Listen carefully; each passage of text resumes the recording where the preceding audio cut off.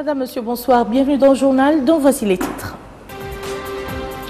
Le président de la République regagne Nouakchott ce matin en provenance du Houd al-Sharqi après l'inauguration et la pose de la première pierre de plusieurs projets de développement.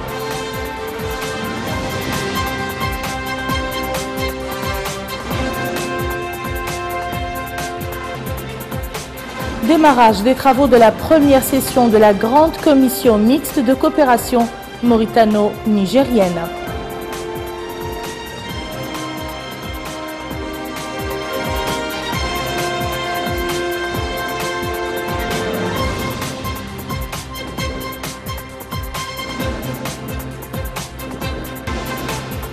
La ville du Caire et les autres régions égyptiennes vivent des manifestations monstres dénonçant le coup d'État militaire.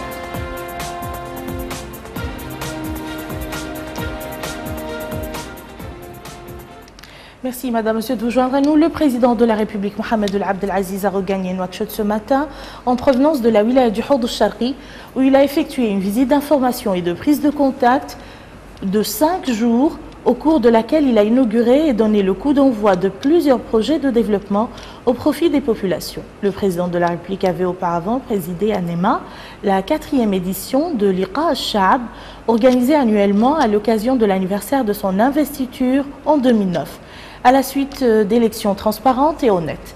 Le président de la République a été accueilli à l'aéroport de Nouakchott par le Premier ministre Dr Moulay Mohamed Laghdaf, des membres du gouvernement, le chef d'état-major particulier du président de la République, le directeur de cabinet du président de la République, le wali de Nouakchott et le président de sa communauté urbaine. Le président de la République avait été salué à son départ de l'aéroport de Nema par le wali du Houd al-Sharqi, Mohamed El-Mustafa ou Mohamed Val, les autorités administratives et municipales, les élus et les chefs des services régionaux. En route pour Nema, en provenance de Timbedra, dernière étape de sa visite au Houd al-Sharqi, le président de la République a été l'objet d'accueils populaires chaleureux de la part des populations des localités de Chamieh, Souleymanieh, Arafat et Bahara qui ont loué pour la circonstance les réalisations accomplies sous la direction du chef de l'État, réalisations qui ont eu des répercussions positives sur la vie des citoyens. Le président de la République était accompagné au cours de ce voyage par des membres du gouvernement et de hautes personnalités civiles et militaires. Le président de la République, Mohamed Ould Abdel Aziz, est arrivé hier après-midi à Timbedra, dernière étape de la visite d'information et de prise de contact qu'il a effectuée actuellement dans la wilaya du Houd al-Sharqi. À la passerelle de l'avion, le président de la République a été accueilli par le Hakem et le maire de Timbedra, ainsi que les élus et les notables de cette Mouqata. Après avoir salué les personnalités venues l'accueillir, le président de la République s'est dirigé vers le lieu de sa résidence au milieu des marées humaines tenues à lui témoigner de leur satisfaction pour la réalisation accomplie dans le pays, ces dernières années, notamment au profit des zones qui étaient longtemps victimes de l'exclusion et des franges sociales démunies.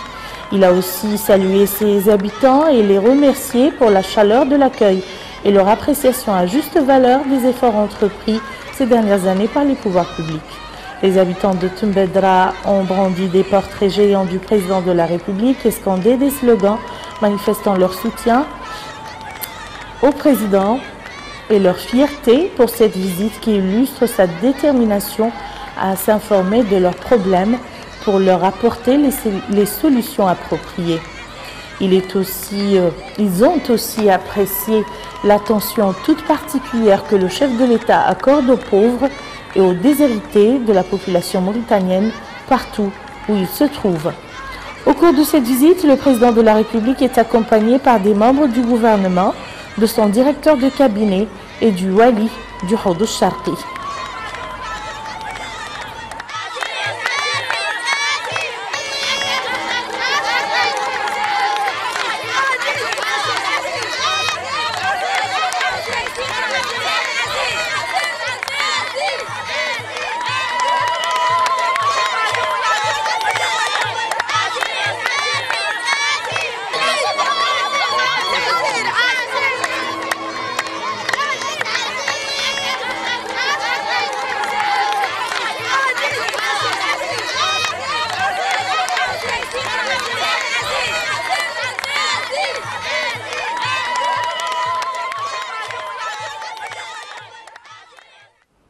Le président de la République, Mohamed Abdel Aziz, a été l'objet d'un accueil populaire chaleureux dans toutes les étapes de la visite.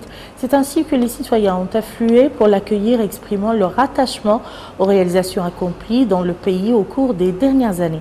Synthèse de cette visite avec Melika Nakli. C'est dans l'extrême sud-est du pays et plus précisément dans la wilaya du Houd el-Sharqi que s'est déroulée la 4e édition du Liqa Shab, rencontre qui réunit annuellement le chef de l'État avec les citoyens. Au cours de la rencontre, tenue en présence d'un parterre de journalistes représentant la presse nationale et internationale et plusieurs formations politiques, les cadres notables du Houd el-Sharqi, le président de la République a passé en revue les réalisations accomplies depuis son accession au pouvoir, soulignant l'importance accordée à la wilaya, en particulier en matière de développement, ne s'expliquant pas qu'elle ait été marginalisée pendant des décennies. Il a précisé que l'État a fait en sorte de rapprocher l'administration des citoyens, notant que les performances de celle-ci ont été améliorées. L'option de la décentralisation a été prise, les infrastructures de base ont été réalisées, la mise en place d'un État civil fiable a limité l'anarchie qui régnait dans ce domaine. Il a noté les améliorations apportées dans tous les domaines.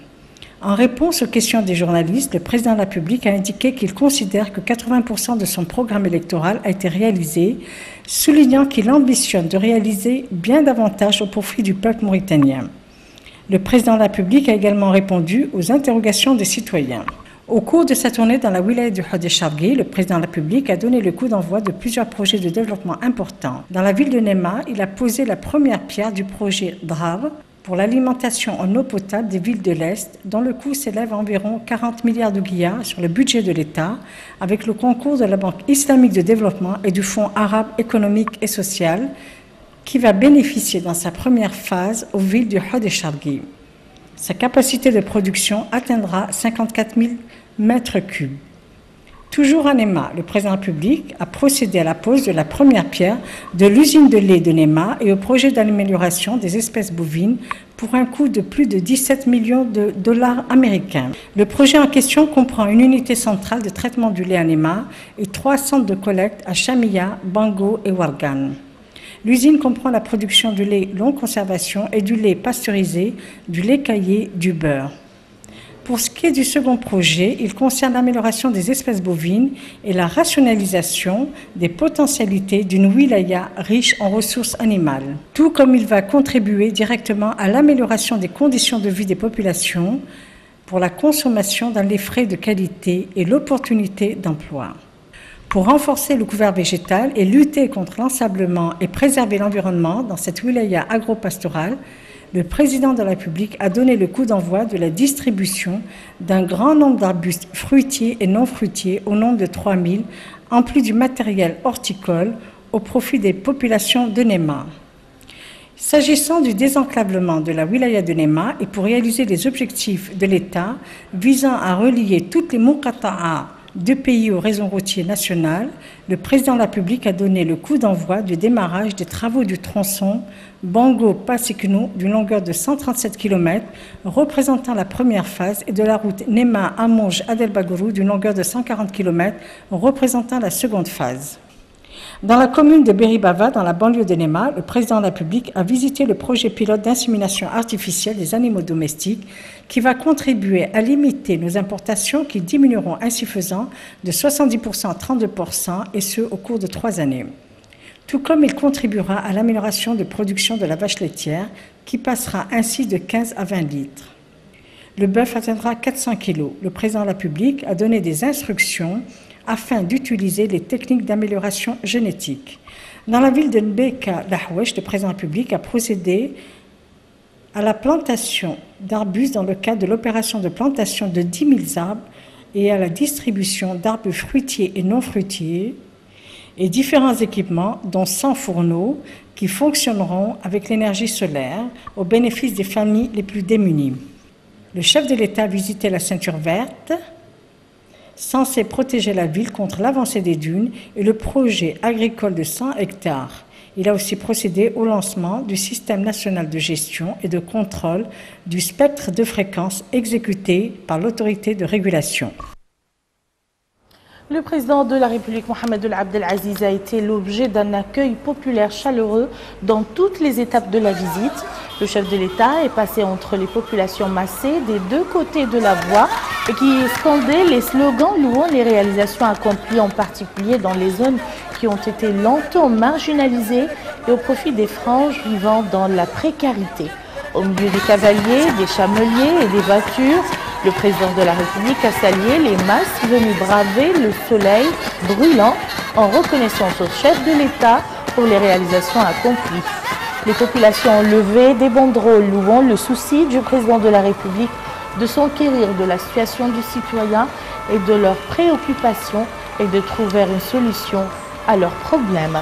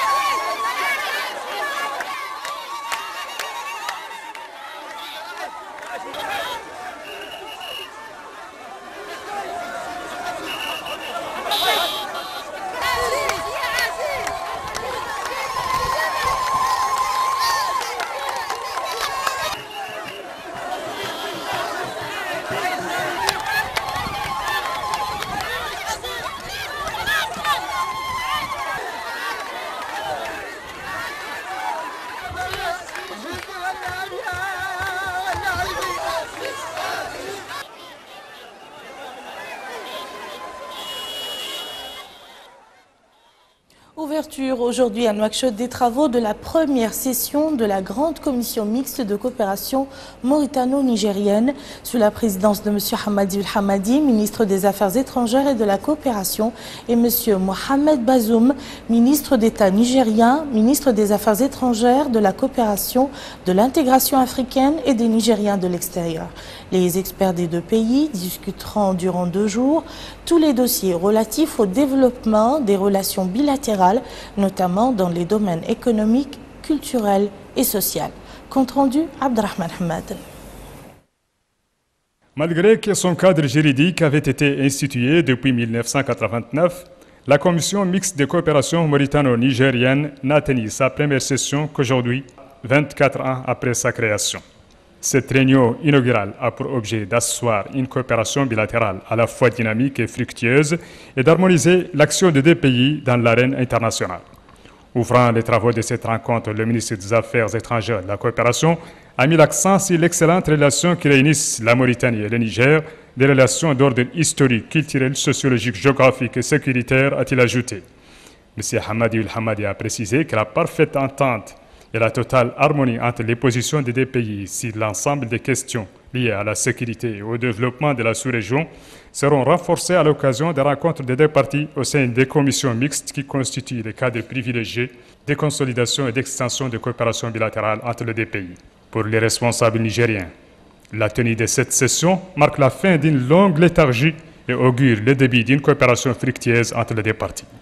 La coopération nigéro-mauritanienne était peut-être trop timide au regard des défis que nous partageons, mais les instants que nous vivons nous commandent l'optimisme et l'espoir d'un lendemain différent, car c'est du reste la mission qui incombe à partir de ces jours à cette commission, et les relations entre nos deux pays ne cesseront, j'en suis convaincu, de se raffermir et de se consolider au grand bonheur de nos deux peuples.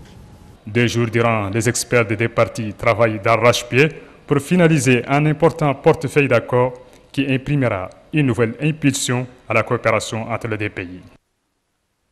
Le parti Al-Wiham démocratique et social a organisé hier un meeting populaire en présence du président du parti, Ouidjal El-Houmaid, et de plusieurs dirigeants, cadres et adhérents du parti. Les interventions au cours de cette manifestation ont abordé la position du parti Al-Wiham par rapport à la scène politique nationale. C'est ainsi que les dirigeants du parti ont réaffirmé leur engagement à mettre en œuvre les réalisations du dialogue national qui a eu lieu entre les partis de la majorité et certains de l'opposition. Les interventions ont insisté sur l'importance de ce dialogue dont les résultats contribueront à renforcer les acquis démocratiques du pays. Le président du parti Al-Wiham a indiqué que sa formation est prête à participer aux prochaines élections, estimant que c'est la seule solution face à la situation actuelle. Le parti Ribat démocratique et social a organisé hier soir un meeting de sensibilisation au quartier Saad de Toujounine sur l'importance de la participation aux élections et sur la nécessité de s'inscrire sur la liste électorale. Le meeting était une occasion pour plusieurs intervenants de mettre en exergue l'importance des prochaines échéances électorales, tout comme ils ont souligné que le parti Ribat est prêt à prendre part aux prochaines élections. Aux échéances. Le président du parti, M. Ahmed Ould Oman, a réaffirmé l'importance que représente l'inscription sur la liste électorale, soulignant que son parti appuie le programme du président de la République visant à ancrer ce qu'il a appelé la justice sociale et la lutte contre la gabegie. Clôture ce dimanche à Nouakchott d'une session de formation sur la presse d'investigation lancée précédemment par le syndicat des journalistes mauritaniens en partenariat avec le bureau de l'UNESCO à Rabat. Plus de précisions avec Cher Saadbour. La session en question, à laquelle ont participé 20 journalistes représentant des médias publics et privés, a abordé des sujets se rapportant à la presse d'investigation présentés par les encadreurs Ahmed Ould Mustafa et Mariam Mekrem du Maroc. À cette occasion, le vice-président du syndicat des journalistes mauritaniens, M. Mohamed Ould Sidi Abeid, a rappelé l'objectif de cette session de formation qui est le fruit d'une étroite collaboration entre le syndicat et le bureau de l'UNESCO à Rabat. Les participants, quant à eux, ont loué cette initiative visant à organiser cette session de formation de Nouakchott, session qui a largement été bénéfique pour les journalistes qui y ont pris part. La cérémonie de clôture a été marquée par l'annonce de la naissance du réseau des jeunes journalistes de la presse d'investigation et d'un prix annuel permanent décerné au cours de la Journée internationale de la liberté de la presse à la meilleure enquête d'investigation. Des attestations ont été également distribuées aux participants à la fin de cette session de formation. Actualité internationale à présent, la coalition nationale égyptienne pour l'appui à la légalité a appelé à de nouvelles manifestations ce dimanche dans le cadre de ce qu'ils ont appelé la semaine du départ des putschistes. La coalition a annoncé l'organisation de marches nocturnes au Caire et dans les autres régions pour casser le couvre-feu. Pendant ce temps, le ministre égyptien de la Défense, Abdel Fattah al-Sisi, a annoncé que l'armée et la police feront face à toute tentative de détruire le pays et resteront fidèles à la volonté du peuple. Il a appelé les frères musulmans à réviser leur position, soulignant que l'Égypte est apte à abriter toutes les forces politiques dans le cadre de ce qu'il a appelé la feuille de route de l'avenir. Au moins 8 personnes, dont une fillette de 3 ans, ont trouvé la mort dans différentes attaques ce dimanche en Irak, théâtre d'une flambée de violence que les autorités ne parviennent pas à stopper malgré d'importantes opérations de sécurité. 2 bombes ciblant un arrêt de bus et un supermarché dans 2 secteurs distincts de la capitale ont fait au moins 4 morts et 13 blessés. La plupart des victimes étaient des employés du gouvernement. Au sud de Kirkouk, dans le nord du pays, le corps d'un membre d'un conseil local enlevé samedi a été retrouvé sans vie. En Chine, au moins 37 personnes ont été tuées dans des inondations qui ont frappé le nord-est du pays cette semaine, selon un bilan actualisé provoqué par de fortes pluies. Les inondations ont frappé ces derniers jours plusieurs provinces du pays. De nombreuses régions de Chine sont exposées à des inondations saisonnières quand les pluies estivales provoquent de fortes crues des rivières. Pendant ce temps, le sud du pays a quant à lui été frappé cette semaine par le passage d'un typhon accompagné de vents violents et de pluies torrentielles qui ont fait au moins 10 morts. Ainsi prend fin ce journal. Tout de suite le rappel des titres. Le président de la République regagne Nouakchott ce matin en provenance du Houd Sharqi après l'inauguration et la pose de la première pierre de plusieurs projets de développement.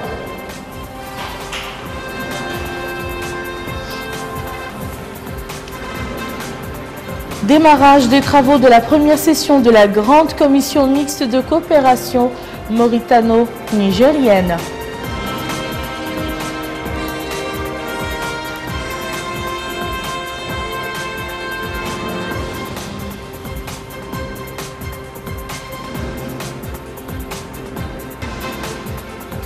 La ville du Caire et les autres régions égyptiennes vivent des manifestations monstres dénonçant le coup d'État militaire.